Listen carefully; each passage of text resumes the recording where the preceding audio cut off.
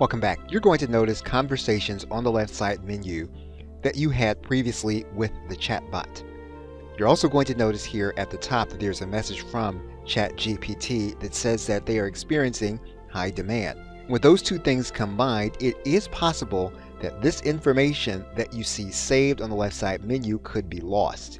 It could be lost due to the high demand. It could be lost due to challenges they may be having on their server. And so you want to make sure that you are saving as you go.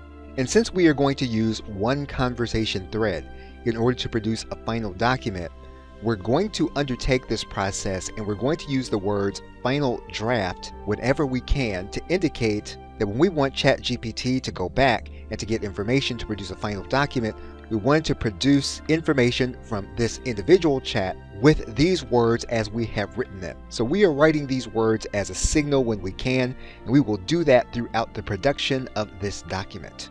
Now, before we start the process of a sales presentation, we do want to do some background research, and we're actually going to do that with an AI outside of ChatGPT. And we will do that in the next video.